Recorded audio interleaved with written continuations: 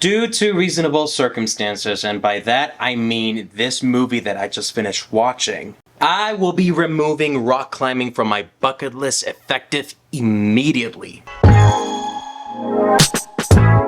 Here's a movie I never knew existed and a reminder that I, like millions of other folks, have been sleeping on for years. Vertical Limit, an action-adventure thriller movie released in 2000, directed by Martin Campbell. The movie stars Chris O'Donnell, Robin Tunney, Scott Glenn, and Bill Paxton. So full spoiler warning ahead, and here we go.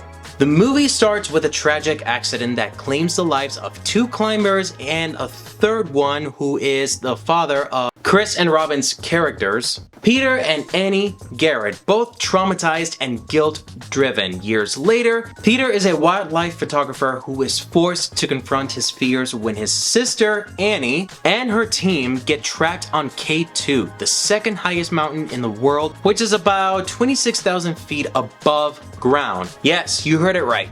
26,000 feet above ground, which is beyond the limit of endurance. With the help of veteran climber Montgomery Wick, played by Scott Glenn, Peter sets out to rescue his sister and her team, facing nail-biting, risky challenges and obstacles along the way, one of them having the rescue group carrying several unstable nitroglycerin explosives. So it's like going mountain climbing as you carry an egg on a spoon. You obviously don't want to drop the damn egg, because if you do, well, now, after watching the movie that had my anxiety level between 50 and 100, here's what I have to say. The story is solidly written to be what I like to call a survival thriller, and Chris O'Donnell did a tremendous job making his performance as the lead character convincing. Robin Tunney also does an amazing job as a strong-willed and determined Annie. As for Bill Paxton, who plays Vaughn, he plays like this almost somewhat of an antagonistic kind of character that you just want to hate. Because regardless of the movie has like a good guy, bad guy kind of stuff, we all still want to have someone who we just want to have fun just hating and say